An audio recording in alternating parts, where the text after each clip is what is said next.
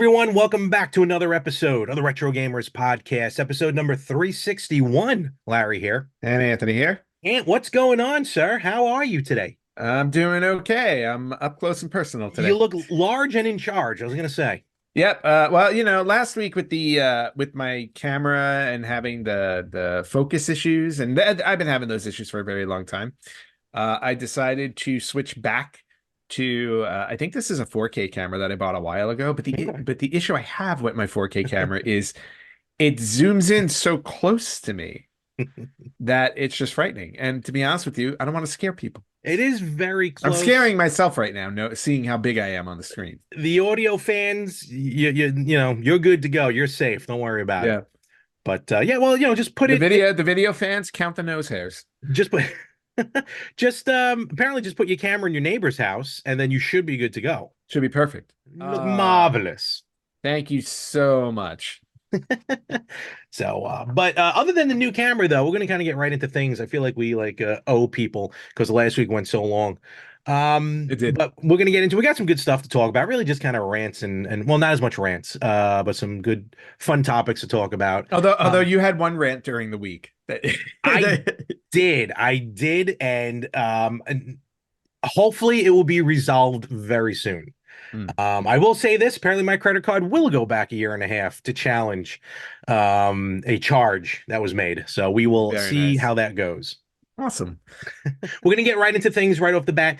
And you posted something to us in our private chat that I find hysterical because we're both on the same page as far as losing an entire console. Yep. But you finally got one of them back de facto. Yeah, kind of, sort of. So somewhere within my last two moves now, and when I say within my last two moves, they've been, I think, within the last 2 years. Because I just move all the time for fun. Why not? Yeah, why not? Somewhere within the last two moves, my PlayStation 4 disappeared. Now, poof. I packed it, and it never got unpacked. Don't know what happened. Maybe don't label the box PS4 expensive. Well, yeah, I probably shouldn't have done that. But actually, what surprises me the most about it is that, if I remember correctly, I packed it inside a blue bin, because I always put my video game stuff inside bins so people don't know what's in them. But for some odd reason, I don't know if a bin didn't get unpacked or whatever. Bottom line is, my PS4 disappeared. And I was very upset about this, even though I have a PS5. I like to keep all of my consoles. I hear you. That's why I still got mine right there. Yeah. Also, I don't want to take off the wall yet. Yeah. So I was really bummed that I didn't have a PS4 anymore. Also because I've set up my office downstairs and I have all of my consoles hooked up, and I wanted to hook up my PS4 so I can keep my PlayStation VR down here in my office. Very good move. Yep. Yeah, because my PS5's upstairs in the living room because that's the one I play the most. So needless to say, lost the PS4, but went on eBay this week, saw a really good listing for a PlayStation 4 Pro. 1 terabyte Pro. So I picked that up. No joke. I paid for it. I paid for it because when I looked at the eBay listing, there was only like 4 minutes left, so I sniped. Nice. Snuck right in. I snuck right in. Good timing. It was great. And it was like the middle of the afternoon. So whoever else was bidding wasn't paying attention. So I'm like, mine. Paid for it. It was at my house 2 days later. Wow. Yeah. Holy cow. Well, it came from Pennsylvania, so it wasn't far. Oh, okay. But still. 2 days later, showed up. Hooked up my VR. Downloaded Beat Saber immediately, of course. Did they factory reset the system? Yes, they did. Oh, okay. All right. They did. Yep, because when it turned on, I got all the, like the boot ups and everything, and all the boot ups and stuff. So really good on that.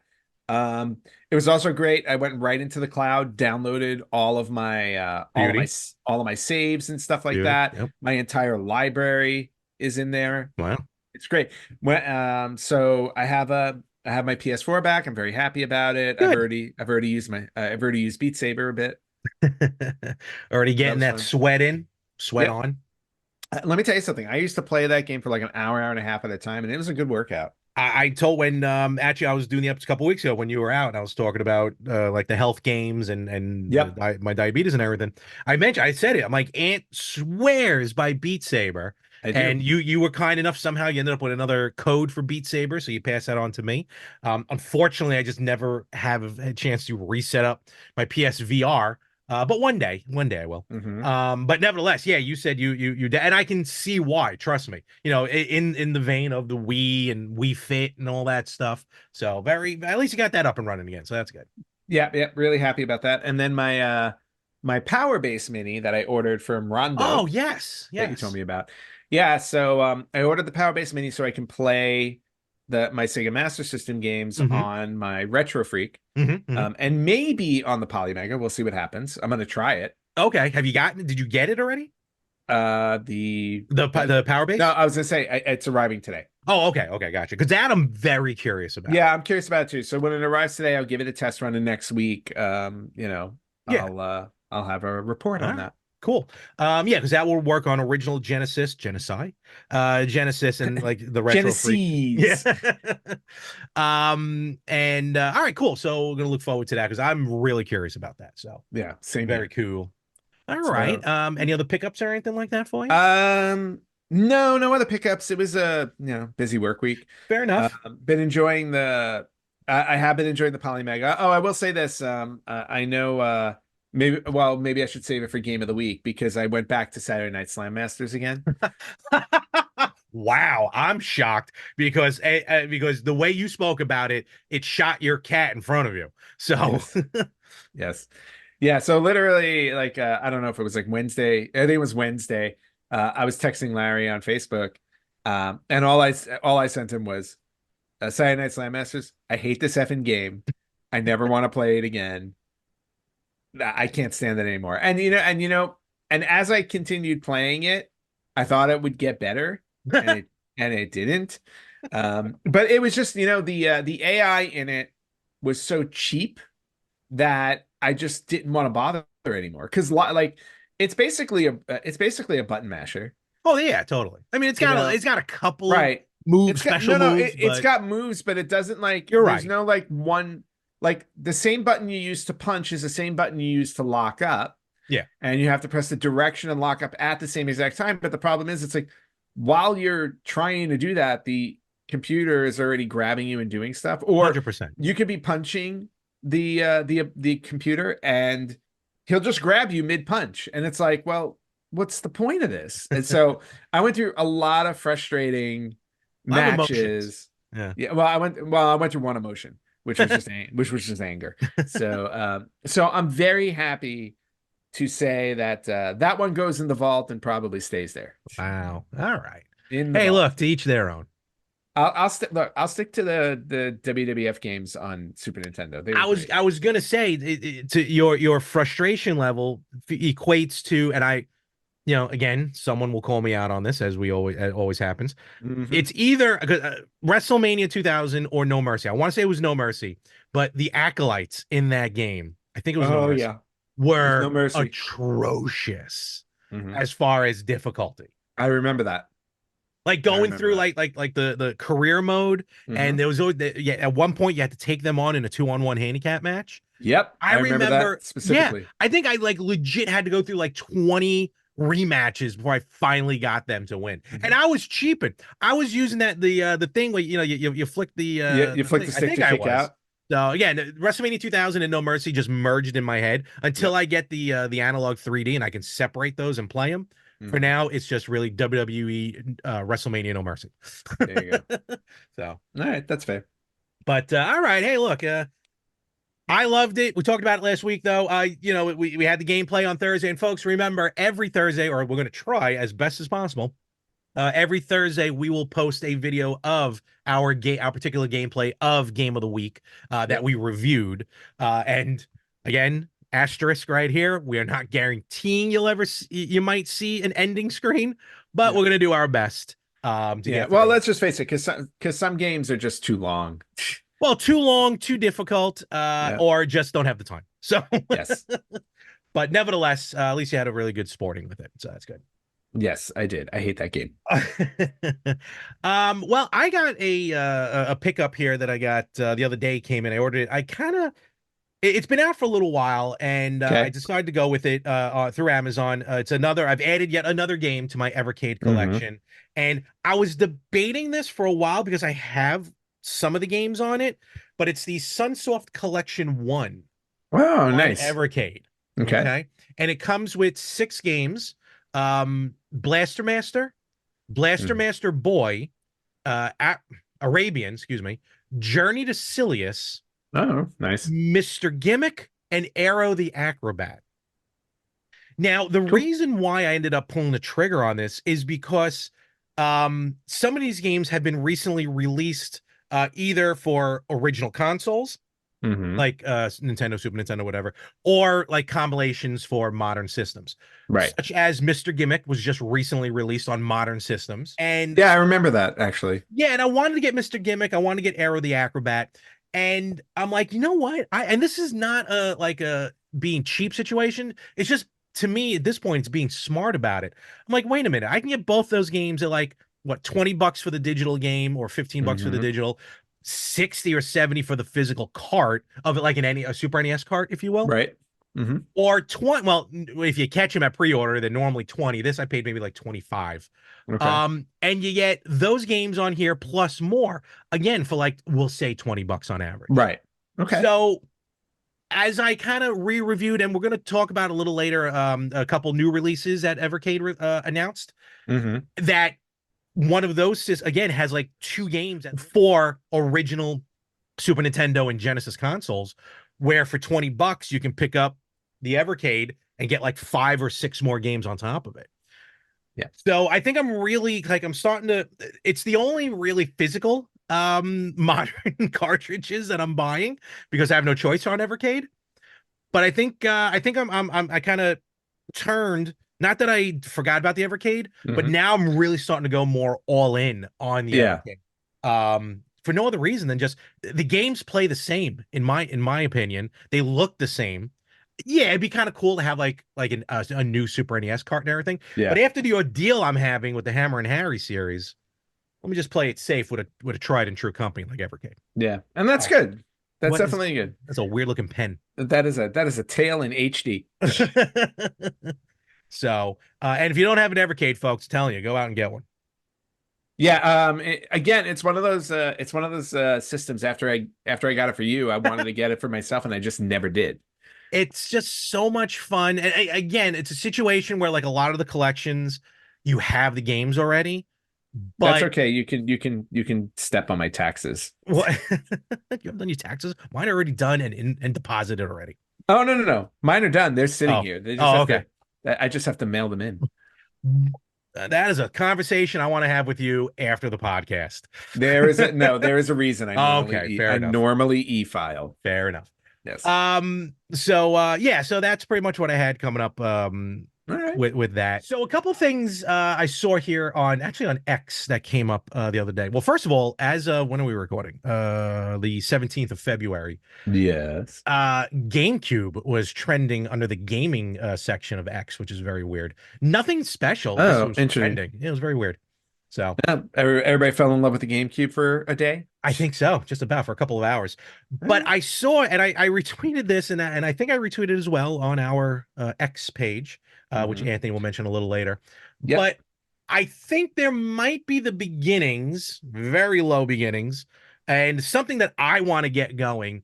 Um, it's part of the conversation of physical versus digital. I get it. We're not going to get into that right now, No, we've but done that enough. we have. But there's 3 games that came out on the WiiWare from Konami that were Okay. only digital. 3 of the best games I think ever in these respective series, and it's the ReBirth series.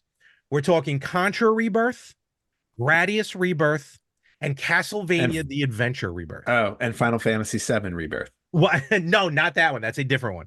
Oh, That's for a modern console on sorry. 9 discs, I think. Ooh, yeah, 28 discs.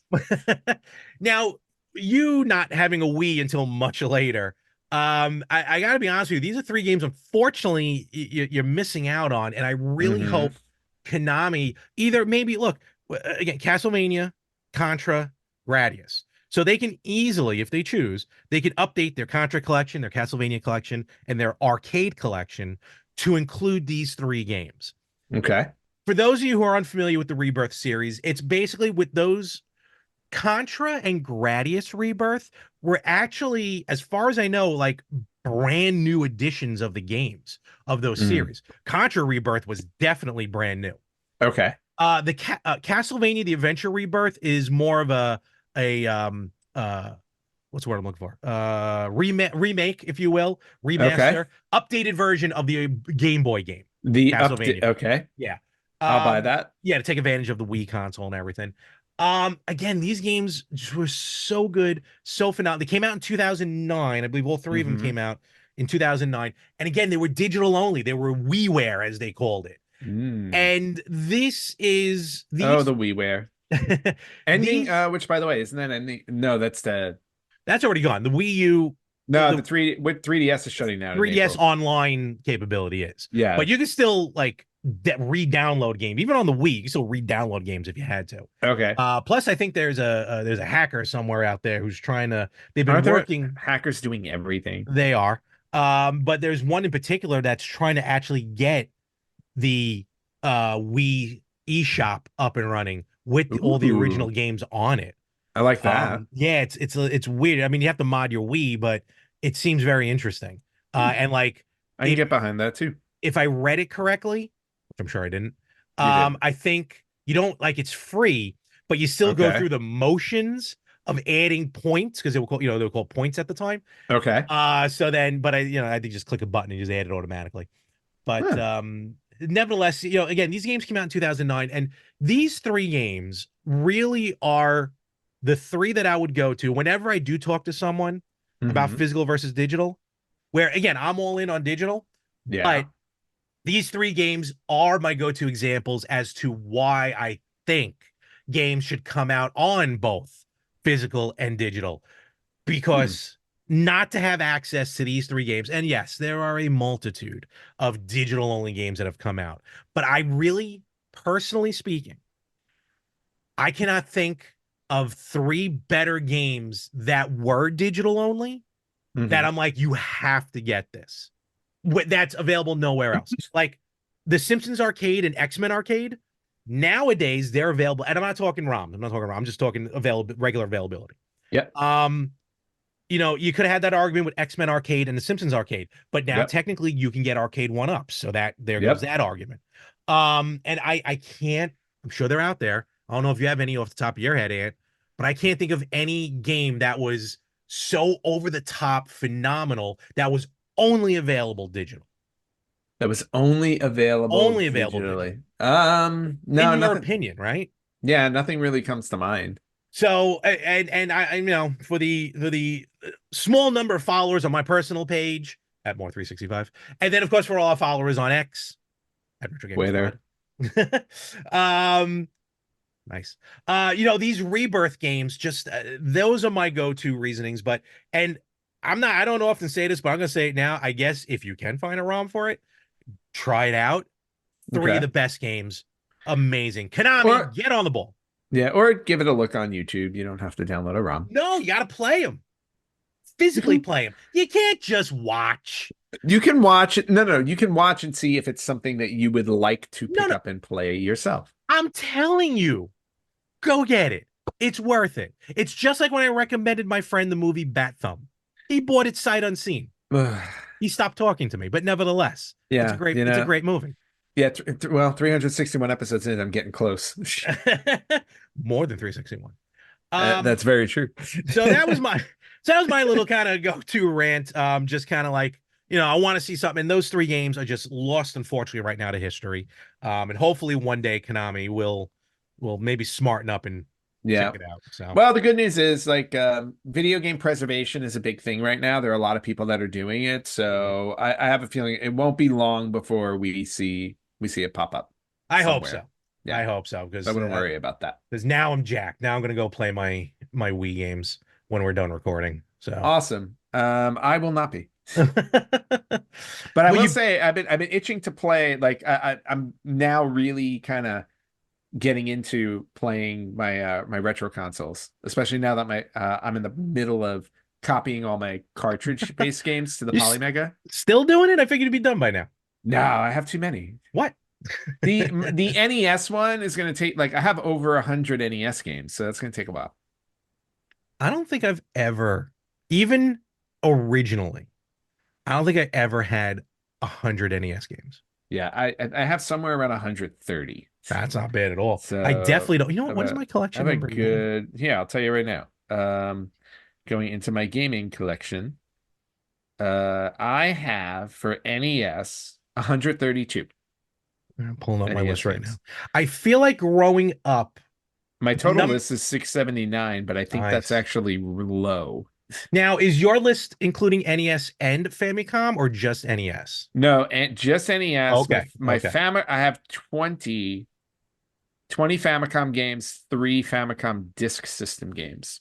So this is fun. So I have combined Famicom and Disk System games. Yep. I have 43 of those. Oh, wow. I think 41 of them you bought me from Japan. I was going to say, I bought you that many. And NES, I didn't realize this is my number. I am smack right at 100 even. See, there you go. You do have no more, no less. Did I take out the Hammer and Harry series? I think I did. No. Well, that's what's funny about it. Like I looked through my collection and still, like, to this day. Now, again, I don't count the digital games I have on, like, my PS5. Yeah. These are only physical copies. That my NES collection is still my largest collection, but by a lot. Like, my next largest console collection looks like it's a PS1 at 48. That's it? Yeah. Only 48. Only I'm kind of shocked at that number. Well, I'm actually more surprised my PS2 was only 44. But then I also remember I really liked my Xbox at the time, and games came out on both of them all the time. For a while, yeah. Yeah, so it was always like, which one do I get? And I would kind of lean Xbox more than PlayStation 2 sometimes. So so if I combine those two, it's not that bad, because then I'm at like 70 something. Okay, so all right, I like this. This is, folks, we did not plan this, but I'm loving this conversation right now. So you have all your stuff on an app, right? I have all my stuff on an app. Your list? Okay, what's the name of the app again? CLZ Games. All right, we'll give them a shout out. I'm going to give a shout out to Apple and their numbers spreadsheets, because that's where I have all mine. I just put them in a spreadsheet. So shockingly, what'd you say? You had 40-something PS1 games? PS1, I have 48. 48. I have 77. Wow. And I don't know how that happened, to be honest with you. Okay. PS2, you said you had 40 what? 44. 44. I have 51. Mm-hmm. Now, here's my biggest shocker. And I will admit this will be a combination of physical and digital, because the PS3 is when I really started going hard on digital games. Yep. Do you even have any PS3 games? I have, yes, because I bought a PS3, remember? Do you have double digits? No. I have 5. Awesome. I have physical and digital 95 games on the PS3. Wow. I had no idea I had that many. And I feel like some of these might be duplicates. Well, if I'm counting physical and digital, like PS4, PS5, I have like a ton. Like, I think I have like 279 or something. Yeah, no, my Switch. Oh, yeah, and then your Switch might have. I mean, I'm just talking now just ownership. I might have over 300, if not near 300 games. Yeah, every time I look at my collection, I'm always surprised at how few I have, because when I look at my physical collection, like my PS4 physical collection, it looks like more than 30 games, but in my that's what I have listed in my collection. I have 30. I find very strange.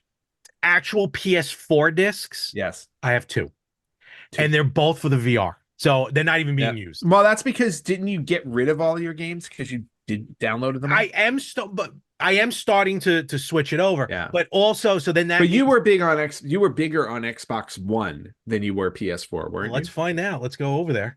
The Xbox. Oh my God, it's such a long list. See, I started with Xbox One and then I moved over to PS4 because I only have 10 Xbox One games. Oh, I see what you're talking about. Yeah. You know what it is? Honestly, I was what was I doing? PS3, I wasn't playing a lot of PS4, but at the same time, I wasn't really playing a lot of Xbox. The only thing I was playing on Xbox religiously was PUBG, Player Unknown Right. Battleground, with the guys. Beyond that, I really didn't have a lot of games. Once the Switch came, my Switch is my go-to system. Yes. If I had to just keep one of the three, Nintendo, Sony, or Microsoft, yeah, I'm keeping the Switch in all honesty, because as much as some games, all right, they do come out on all three consoles, I might go with the Xbox or the Series X or the PS5. Yes, for the 4K because it might pop.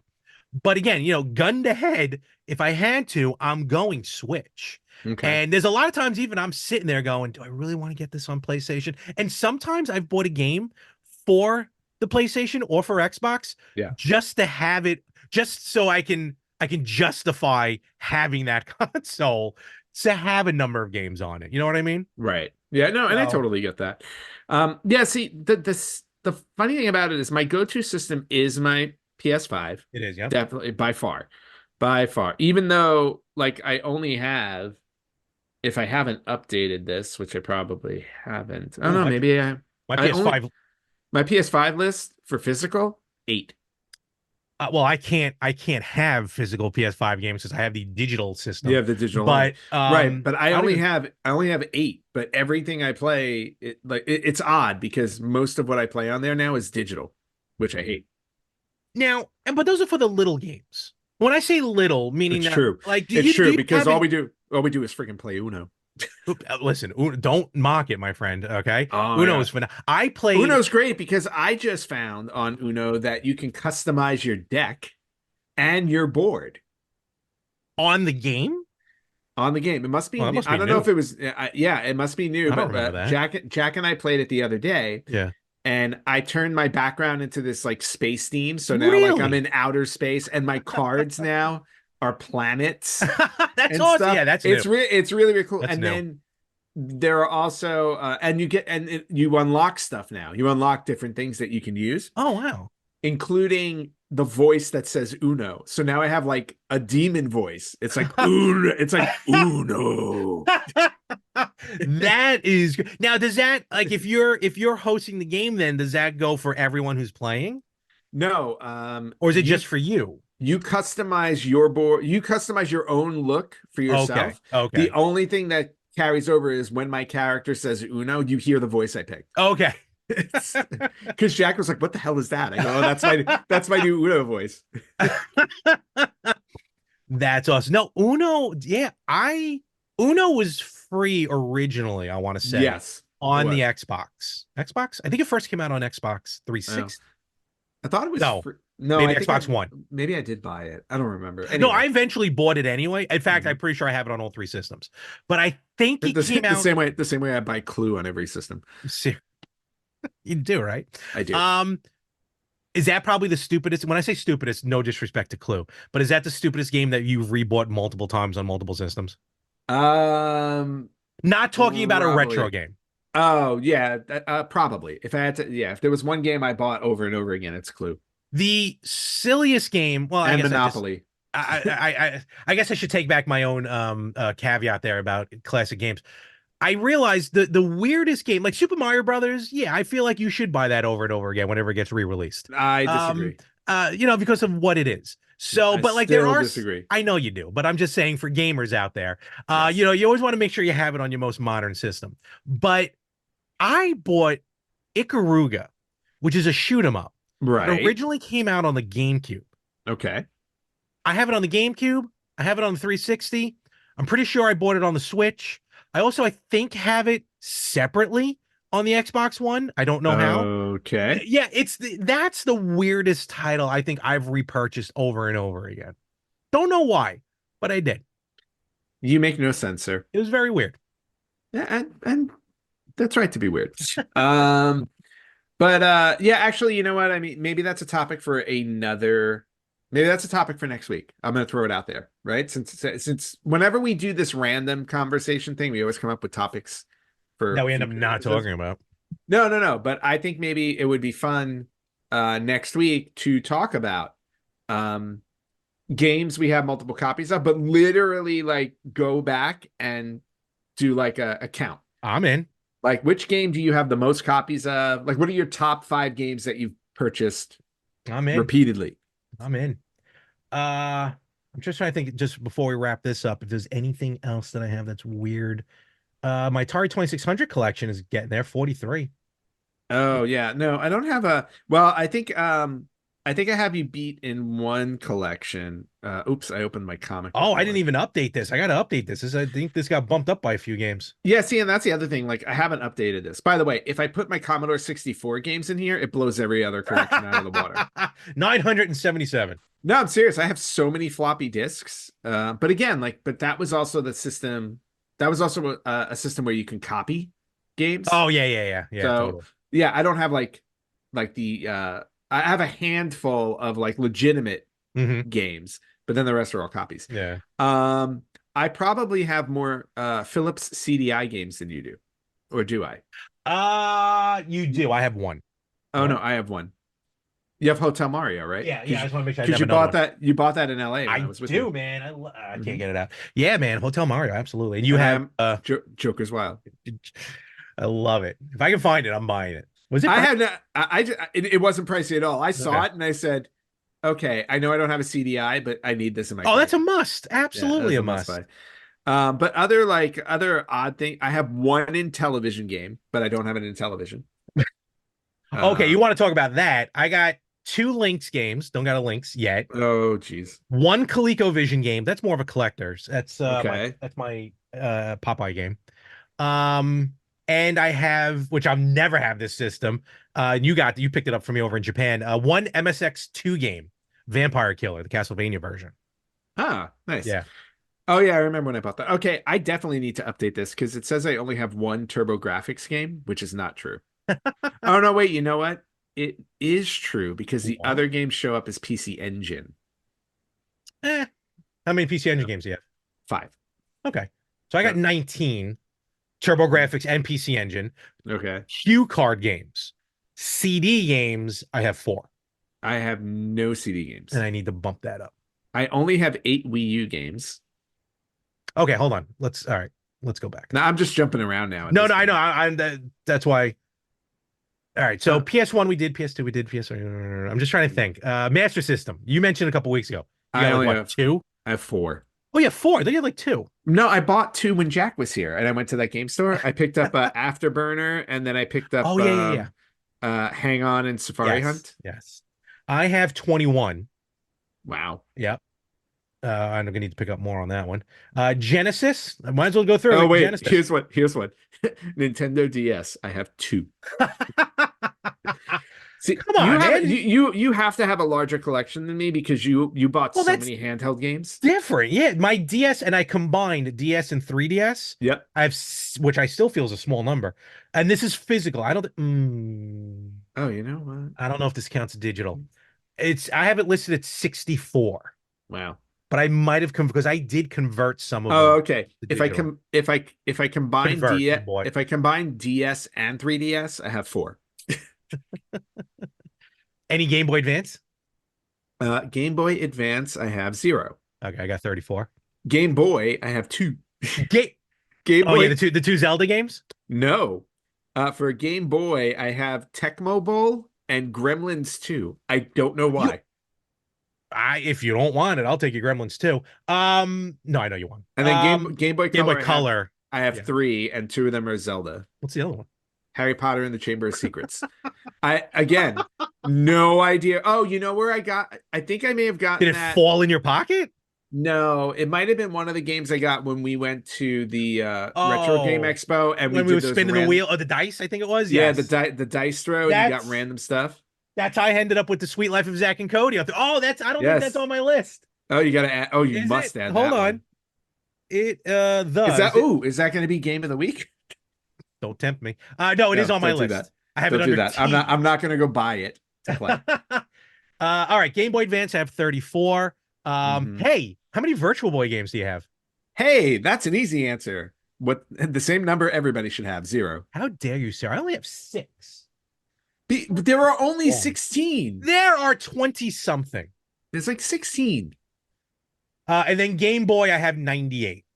Game Boy, And you have that's a 98. that's a Nice. combination of Game Boy and Game Boy Color. See, now what I want to do is I want to go out and I want to go like through the bargain bin and just buy like 100 Game Boy games. Right? Yep. Now I have plenty. And that or just you want to make sure to even out your lists. That's true too. I should. All the odd numbers are weird. And then for I was just gonna ask you, how many Sega CD games do you have? Ooh, all right, let me go to the Sega section. Uh, Where's my Sega section? I don't know. You tell me. Here it is. This is a very strange episode where No, I like it. we're just rambling off numbers. No idea how much I love this. 15. Okay. So I got And that number actually went down. And you're all gonna kick my ass for the reason why. Why did it go down?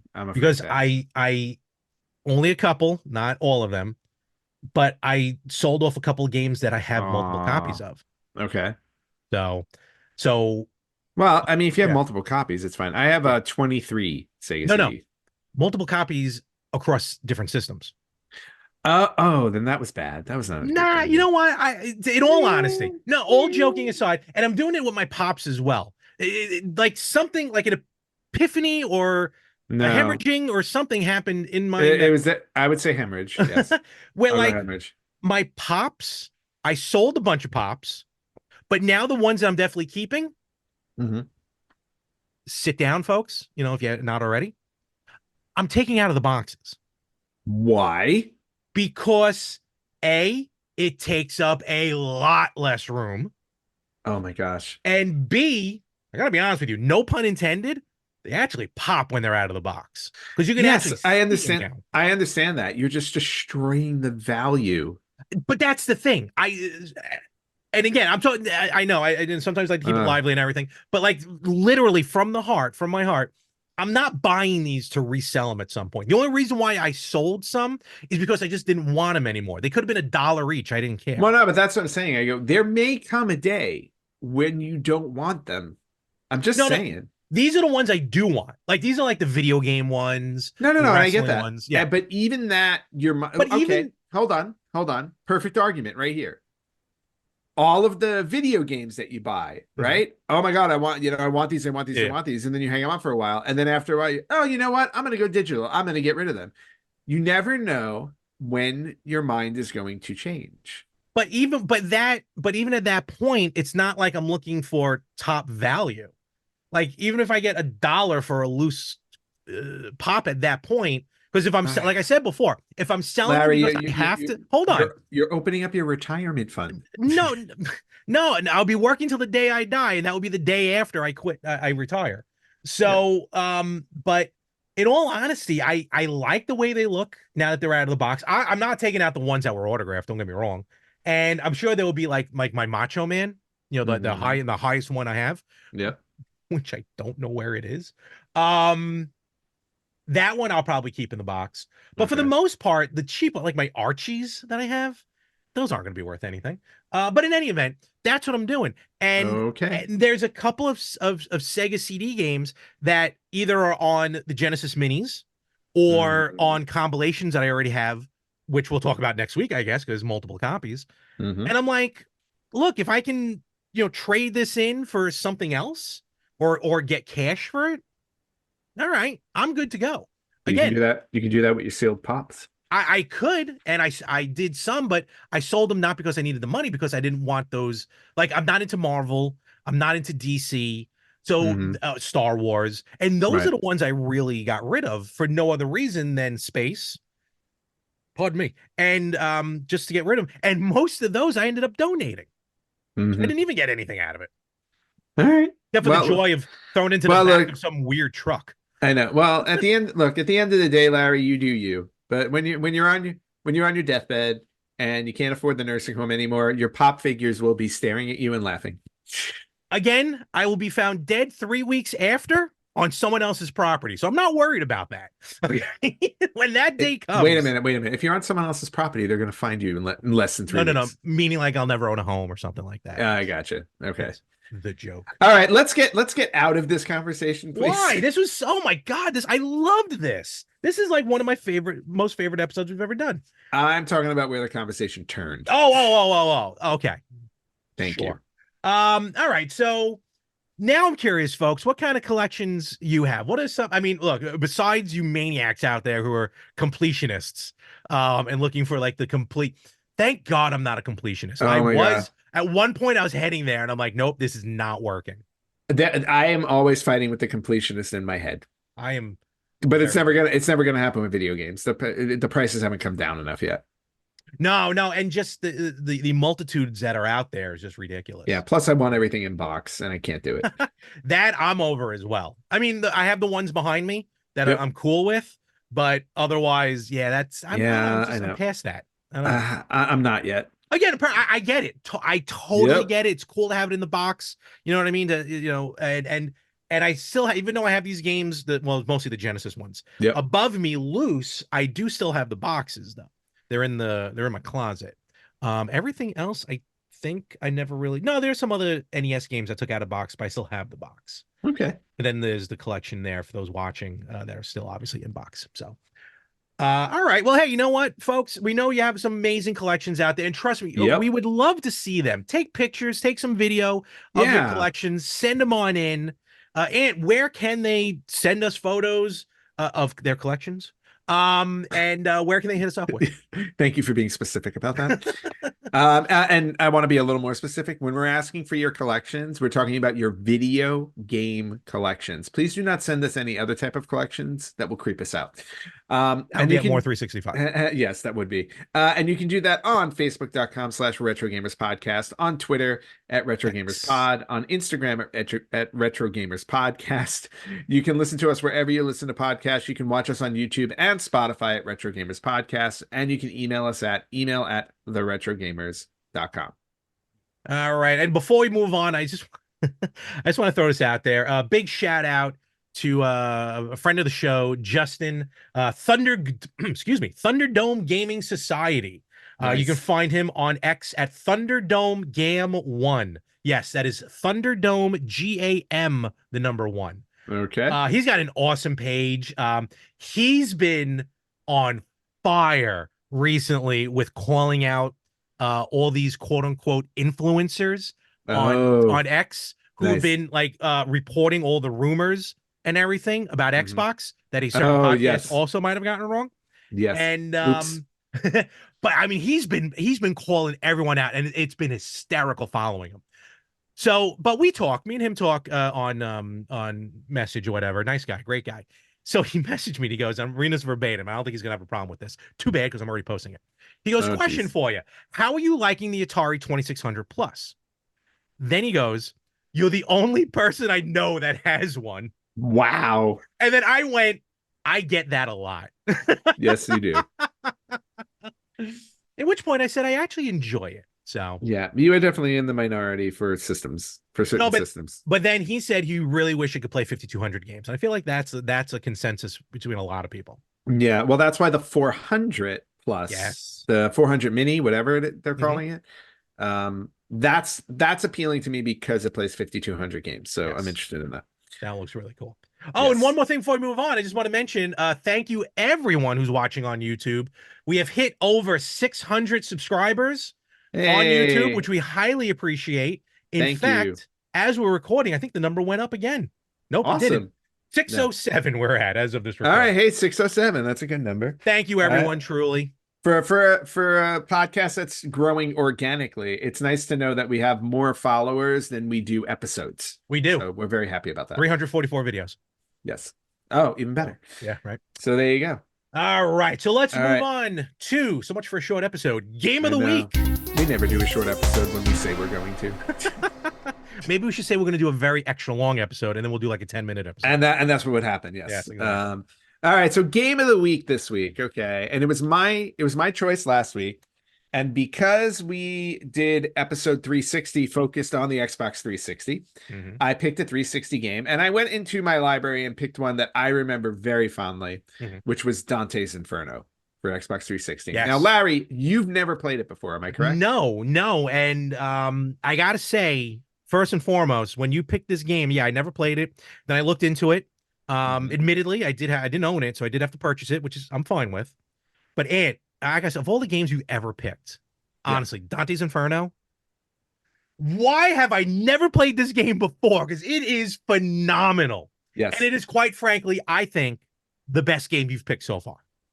Really? That's honestly, because I'll get into it more in a little bit, but all the other games I've played, essentially, this is the first time I picked this game up.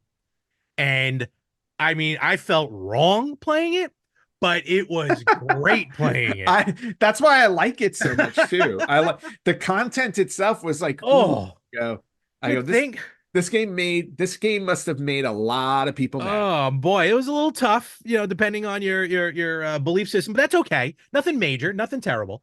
But all joking aside, though, and truly, I'm so happy you introduced me to this game.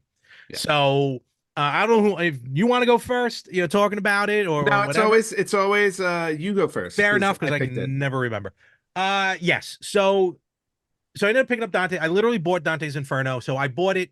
It is backwards compatible for the Xbox Series X. So if you have it on 360, you can play it on that. So wait, did you buy a physical copy? No.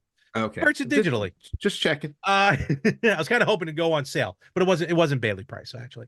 Okay. So all right, so I purchased it, downloaded it, all good to go. It's also on the EA Play. If you're a member of EA Play, you can play it on there. Oh yeah. So all right, so I start the game up and I really don't know what it's about. And again, you've never read. I never read into it, never played. Well, I never read the book. Yeah. I do know. I mean, I know Divine Comedy of it. Yeah, it wasn't that funny.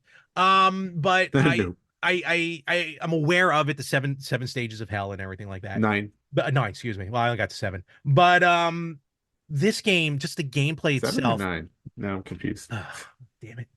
We always ruin these things. Yeah, Well, you give a number. I got Dante's. I feel like it's 7. I thought it was 9. I don't know what the layers are specifically, but I think it's 7. Yeah.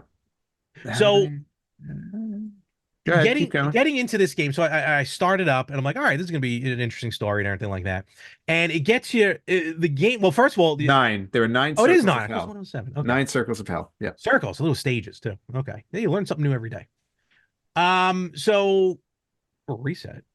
So yeah, with this game, I didn't know what to get into as far as gameplay is concerned, because I never really looked into it, and no one ever really talked about it or anything like that. But I turned it on. The only complaint, I'll get this out of the way because it happens in the beginning of the game. My only complaint of the game is you can't skip the opening. No.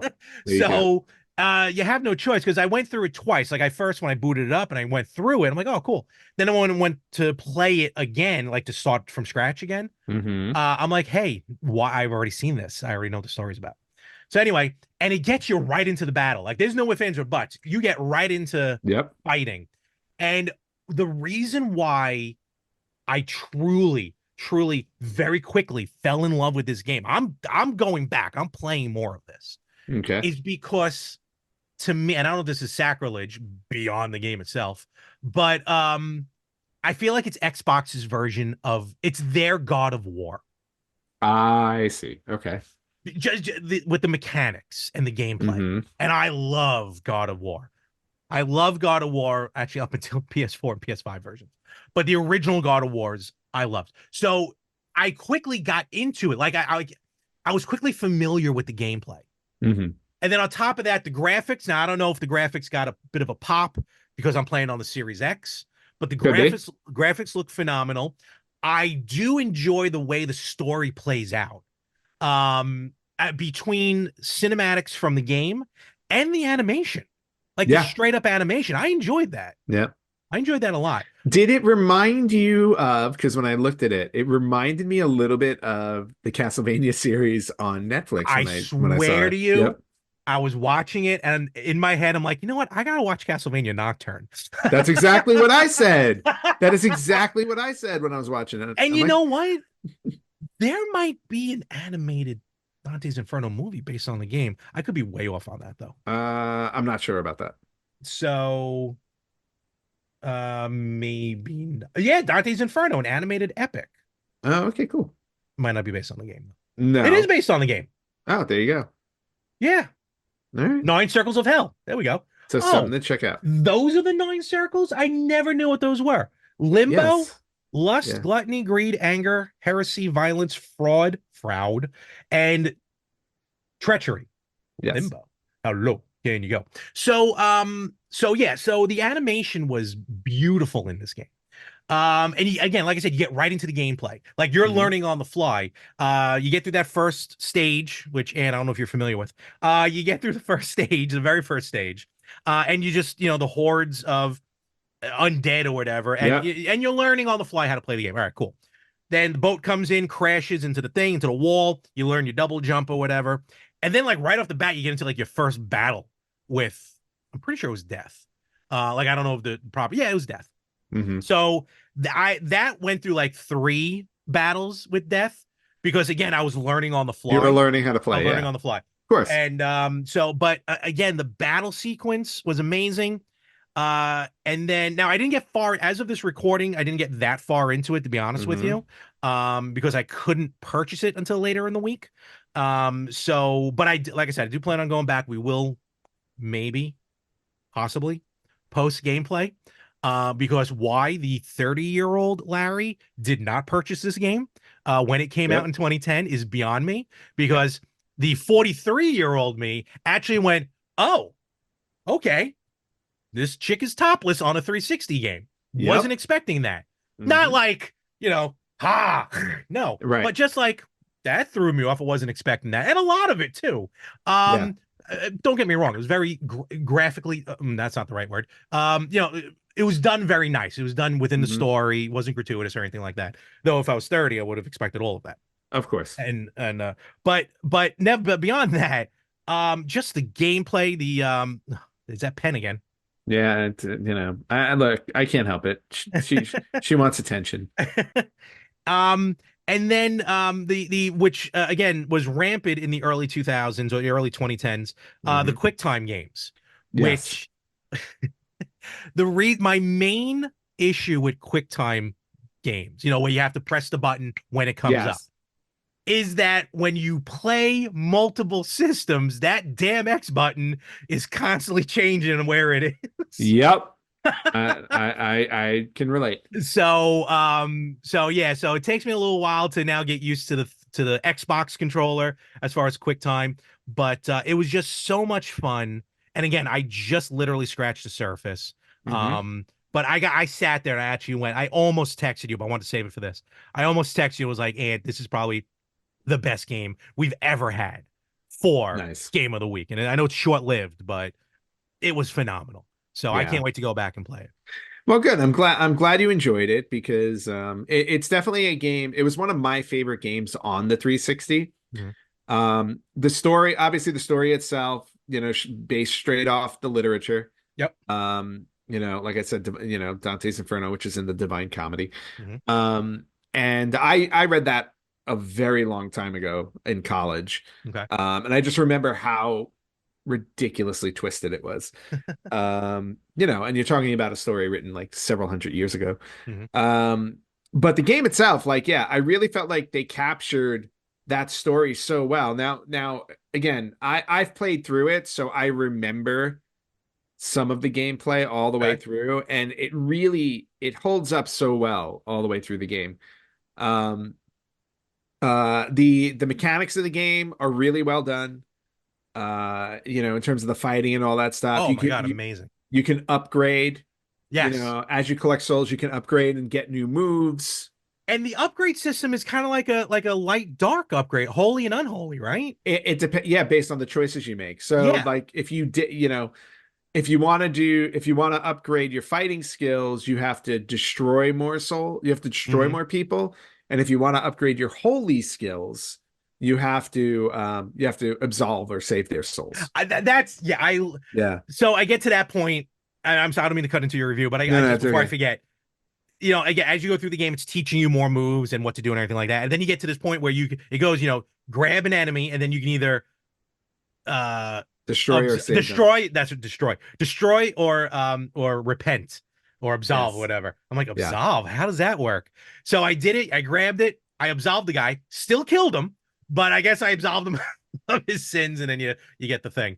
And then I unknowingly have been updating my unholy side of the list. So I guess that says a lot about me. Yes, that I was unaware of. And it actually does. I think it does later on in the story. It does affect the gameplay slightly in Okay. terms of I think so, yeah. if you're destroying or absolving people more. Hmm. Like it'll actually play as you go down the into the game more. Hmm. Um I love the I forget what the narrator's name is basically, but you know the ghost that Oh, talks to yeah, yeah, you, yeah, yeah. who basically gives the instruction, really cool. Yep. The graphics though for the 360, like I looked when I revisiting this game while I was looking at it, Hmm. and maybe I don't know, I don't know if it's a bias thing or whatever, but like I feel like the graphics on it, just even on the 360, rival what we see today. Oh, Like I I thought think it was so. so I thought yeah I thought it just looked really really good. I think so, yeah. Um, I love how when it goes into the animated portion of the story, you dive into his chest because that's where it is. It's like almost like Yes. tattooed on him. And tattooed, Uh, sewed. yes, oh, sewn on Sewed, him. I'm sorry, that crossing sewn. is sewed on That's him. right. And you're It's right. sewn Then on there's him. you see the little animation, and yeah, like I said, the animation was Yep. gorgeous on it. Yeah, no, the animation is really well done. The story itself is great. And then the battles, like aside from like the fighting as you're traveling is really good. But Yeah. when you get to a real boss battle, so when I played it, um, I again I had my save on there, but I Mhm. chose to play a new game to start from the beginning. But it gave me an option. It's like, do you want to play resurrection mode, which would keep all of the stats that I Yeah. built? And I said, sure, why not? And I didn't realize when they started resurrection mode, it actually dropped me into the first circle of hell. Yeah. Um, So so I you didn't. missed kind of like that prologue, So if you will. I missed playing the prologue and just Yeah. went straight in, which is fine. Which Yeah. is fine. But you know, it was really cool to just go back in and play it with the stats I already had. Hmm. So I had a bit of an advantage going in, which was fine. Um, the one, but then when I got to the boss battle, so I got all the way to the first boss, which was the judge. The Okay. judge is the first boss in Limbo. The battle with him, like I forgot how cool the battles were, Oh, I can't wait. like the boss battles. Yep. It was so much, it was so much fun playing against him. I was just like, yeah, I was like, uh, there's very little I dislike about this game. There really is very, very little. My only gripe with the game Hmm. is I think this was just a thing they were doing at the time. And unless I missed it on my controller, which I don't think I did, you can't control the camera, I don't think. No, I don't think so. Yeah, that's my only gripe with it because the auto adjustment on the camera to me sometimes is a little bit off. So you can miss things that are hidden in Hmm. places.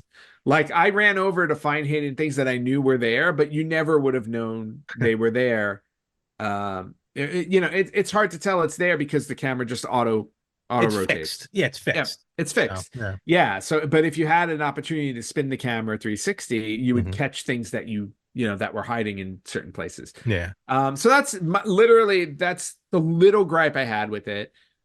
It gave me a little bit of Devil May Cry vibes too when I was thinking back to with the way the Hmm. character played. Okay. Just with the movement and stuff like that. Hmm. If it gave me a little Devil May Cry feel, but definitely a game absolutely worth playing. If you've never played Dante's Inferno, I definitely cannot recommend it enough. Just a highlight of the 360 for me. Agreed. And like I said, I've always seen this game. Like I said, like when I'm looking on the Xbox Series X, I've seen it in the backwards capable, Yep. backwards compatible games and everything. And I just never thought about it. I'm like, eh. Yeah. But probably if you or anyone would have told me even years ago, like here's Dante's Inferno, it plays just like God of War. And I don't mean to compare it to God of War, um, because that's unfair to Dante's Inferno, but it's the Mhm. only way I can just have that feeling. You know what Yeah. I mean? And if you told me that, because I played a lot of God of War, especially the first three games, and first five was the two then on the PSP. But I would have picked this game up years ago. Mhm. And like I said, I'm very happy that you picked it because I will be playing this. And Great. I'm not gonna lie to you, at first I'm like, all right, I will dedicate myself to this. I will purchase. It was only $15 digitally. I'm sure it's a lot cheaper physical used in a store, but I don't care. Probably. So I'm like, I'll drop the $15. I don't care. I'll play it. Like I was gonna do like the $5 just to get a month of EA Play, just to Mhm. play it and then not worry about it again. But I'm glad, and I am very happy with my purchase for Good. every penny. And yeah, so kudos.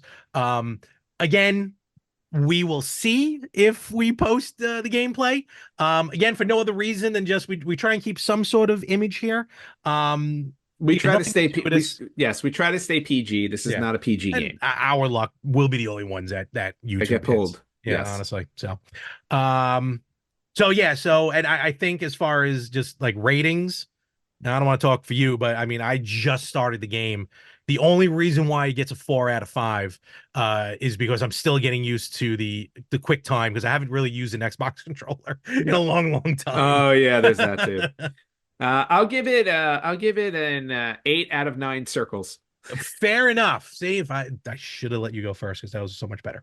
All right. So there you go. Hopefully you guys and gals did enjoy Dante's Inferno if you got a chance to play it. Also, I mean, I'm not saying it's the most interactive post that we did, but a lot of people actually commented on when we posted Dante's Inferno as the game of the week.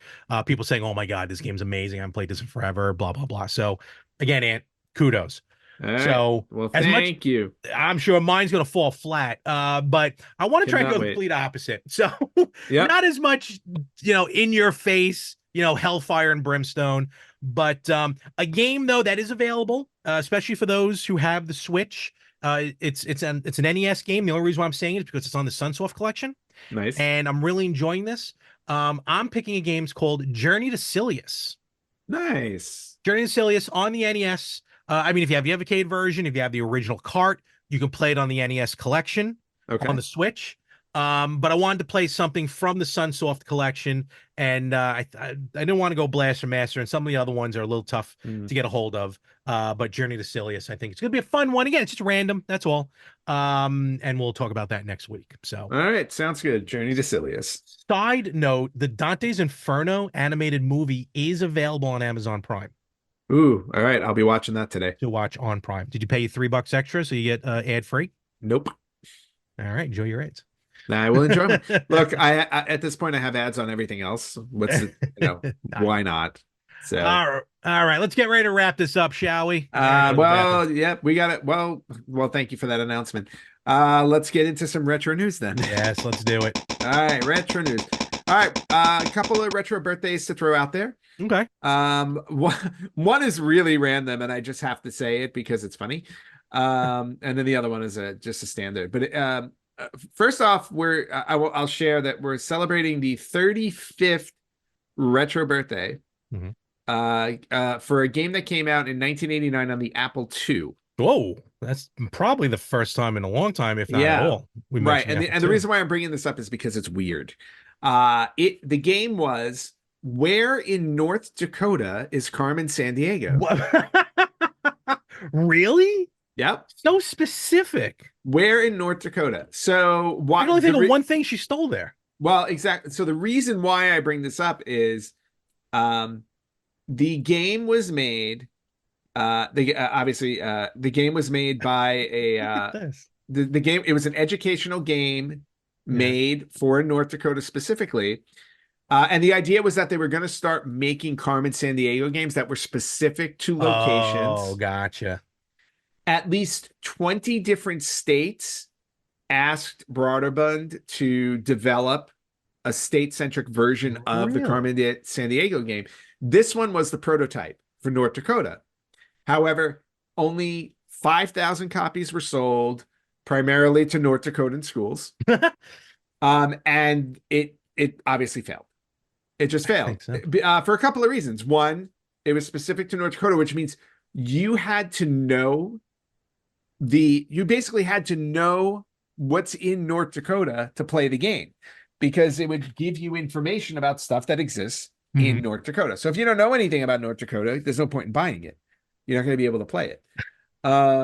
So it didn't make any money. So the prototype was a failure, but it showed up as a retro birthday. And I was like, I just got to bring this one up because it's just kind of a funny little random thing. No, that is awesome. Yeah. So happy 35th birthday to where in North Dakota is Carmen Sandiego. I can't imagine there's a lot no offense to North Dakota, but I can't imagine there's a lot of history to North Dakota. Well, as far as when was it found, and we got a giant Mount Rushmore. Well, there are some screenshots that I'm looking at for the game of locations in it. So like the locations are like Capitol Grounds, Valley City, Medora. So again, if you know North Dakota, um, Amadon. And then in Carmen Sandiego, they give you a little description next to it. So it's like, welcome to Amadon, a city located on the Missouri slope. Amadon is located near White Butte, the highest point in the state. So it's Butte, not Butt. Yes. So happy 35th to that game. And then the other one, just to bring up really quickly, it is the 40th retro birthday. It came out in 1984 in Japan of Wild Gunman. Really? Wild Gunman is 40 years old. You gotta use your hands? You got it. That's like a baby's toy. Oh. Right. So those are our retro birthdays for the week. And now jumping into our news. Hold on, not Tobey Maguire. Who said that in Back to the Future? Elijah Wood. Elijah Wood, thank you. Okay. Elijah Wood. Yes. A very, very young Elijah Wood. Toby was at the old Universal Studios in The Wizard. Yes, he was in The Wizard. Yes. All right. So retro news. Since you brought up the Evercade recently, there's a bit of retro news with that one. So they have recently announced a new collection. This is going to be the Pico Interactive Collection 4. Yes. Notable about this collection is there will be an N64 game on it. First one that they're doing. First one, Glover. Yes. Their first ever 64-bit game will be on the Pico Collection 4. Other games on it are going to be Risky Woods, Street Racer, Zero Tolerance Underground, Skulljagger, Revolt of the Westikins, Bad Street Brawler, The Fidgets, Mermaids of Atlantis, Star X, which plays like Star Fox. It looks like Star Fox. Yeah, looks like Star Fox. And Target Renegade. Yes. So great collection. That will be coming out April 30th. Pre-order start February 29th. Again, another situation. Zero Tolerance Underground just recently got like a Genesis release on physical media. Again, like $50-$60. Worth it. I have Zero Tolerance on Genesis. I have the cartridge. Yeah, no, it came out originally, and then but here, I can get it now for like $20 with 9 other games. With 9 other games, including Glover. Amazing. So. And not only that, but there was another announcement, probably even more recent than the Pico.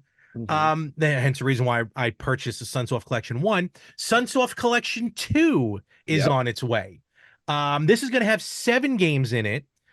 Those 7 are Blaster Master Enemy Below, Euphoria, the Saga, Days Before Christmas, Arrow the Acrobat 2, Zero the Kamikaze Squirrel, Pre-Primitive Squirrel, Pre-Primitive Princess, which was originally a Japanese exclusive game. Okay. And Galaxy Fight Universal Warriors. Again, I'm just saying this because this is where the Evercade comes in as far as price-wise. Aero the Acrobat 2 and Zero the Kamikaze Squirrel. Again, more games that were being released for the original Super Nintendo and Genesis. Here you get these 2 plus a bunch of other ones, and which they never announce until you get the games. Remember, the Evercade Versus, the home console, holds 2 cartridges. And depending on the combination you put in, a bonus game or 2 bonus games maybe might pop up as well. So I got to imagine if you put Sunsoft 1 and 2 in the system, you're going to get 1 or 2 bonus. You're going to get a bonus game. I have no idea what it is. I know it's not going to be Batman, but I'm looking forward to it. And that's also kind of the fun with this. So great collection. Both those collections are going to be phenomenal. All right. Our next bit of news is for another of Larry's favorite consoles that never came out. The Television Amico, the console that just never stops coming up in the news. I saw 4 years later, after the pre-orders went live. That was 4 years ago? 4 years. Oh my God. In 4 years. But you'll be happy to know that there's major news coming out of this. Good. Major news. Anything about a physical system? No, but they've given a name to the Amico mascot. I didn't even know there was one. Okay. There's an Amico mascot, and they put a lot of thought into this one. The Amico's mascot name is Miko. Not Amico, Miko. All right, that's fair. Yes. So, or that's his nickname, Miko. No, his name is Amico. Okay. So that is they released that on Valentine's Day. So for all of you who wasted your money waiting for an Amico, you now have a mascot named Amico. Never a Enjoy. waste of money. It's an investment. Waste of money. All right, moving on.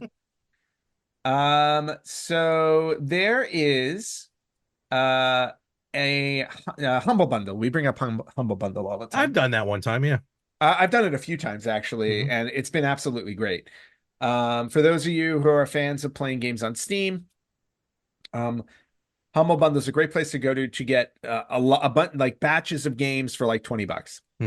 This bundle has to be one of the best bundles I've ever seen offered. Okay. Hands down. I already purchased it. It's going to be available for about another week when our episode drops. Okay. Yep. So this bundle is to celebrate Capcom Cup X. Humble Bundle has a Capcom Classics collection that includes 70 Capcom games for $20.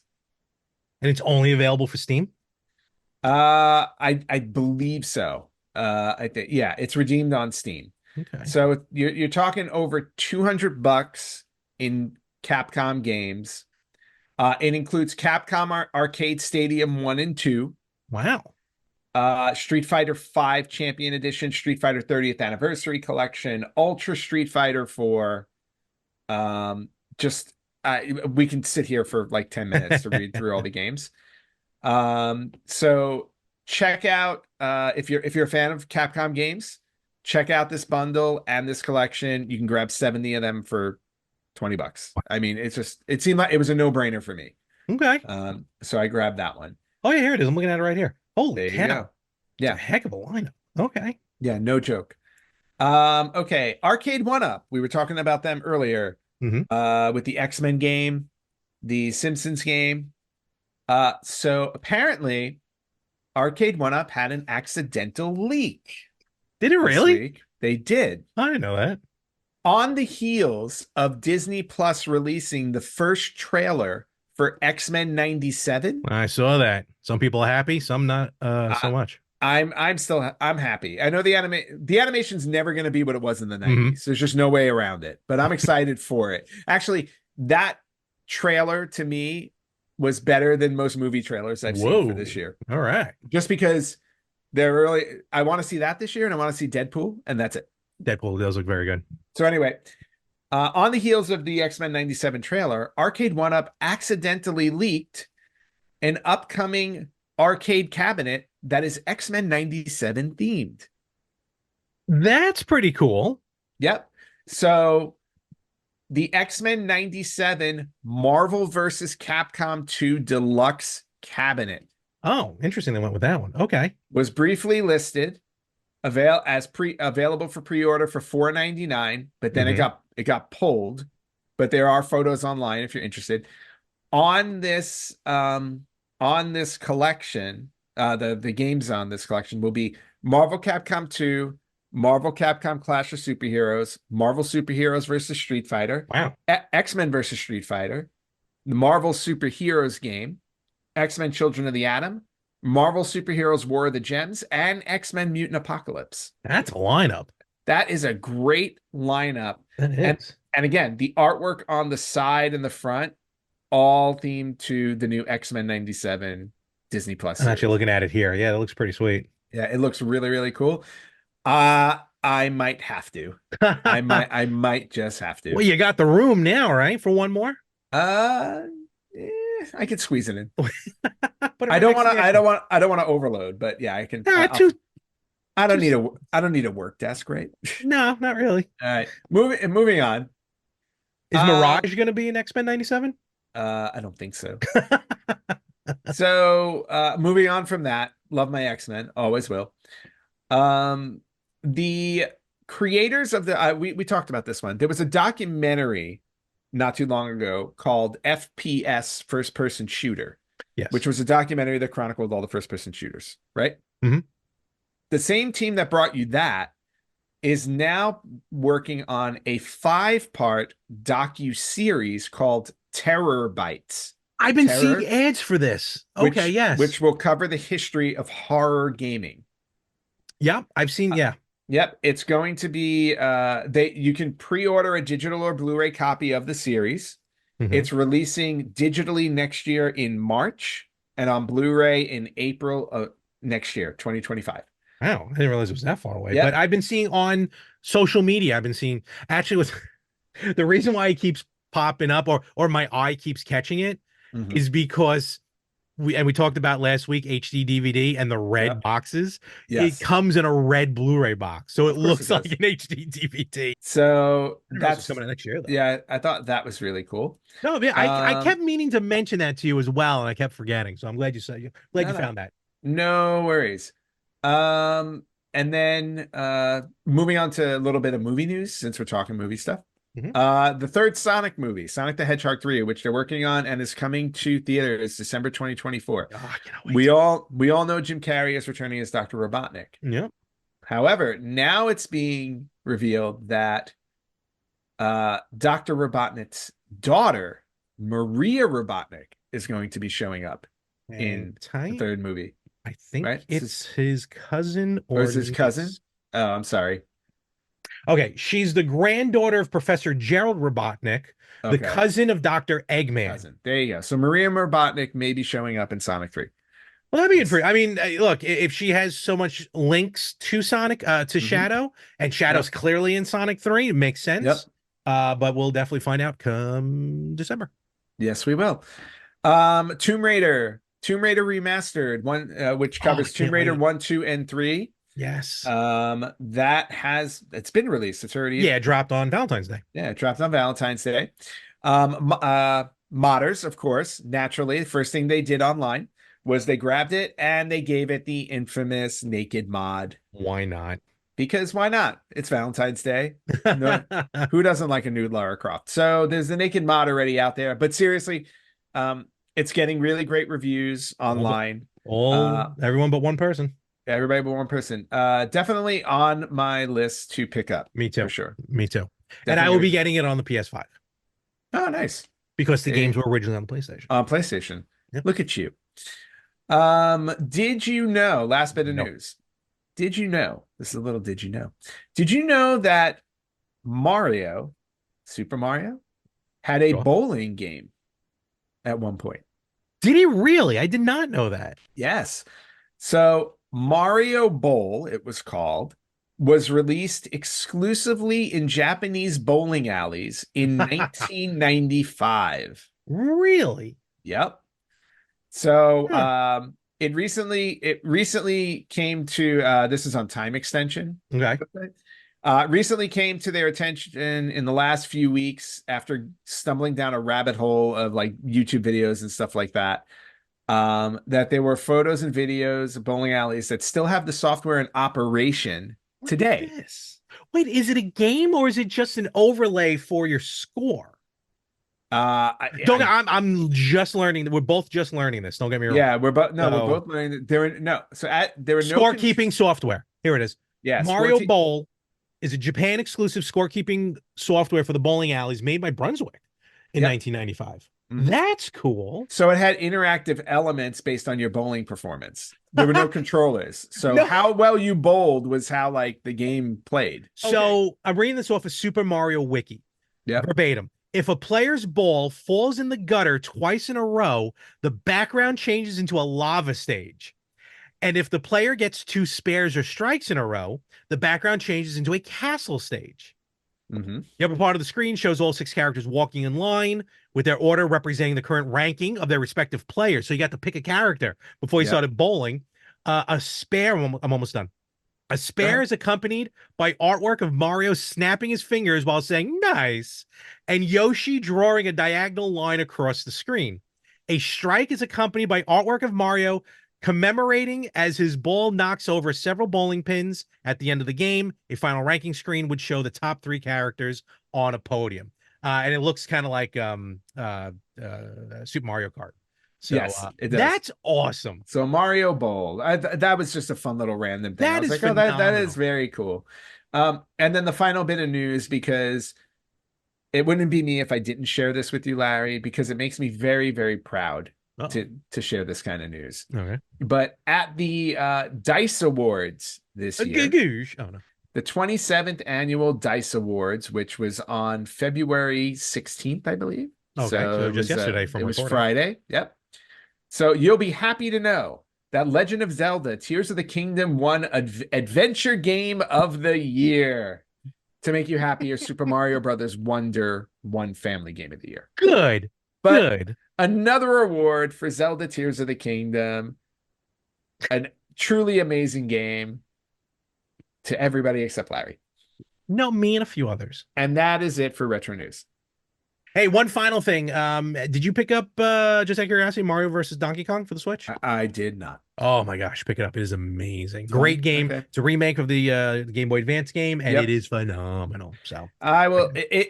I'll eventually grab it at some point in time. Might as well grab it now because you know those never go on sale or rarely do. Oh no, I know they don't. I'm just I'm in no rush. Yes.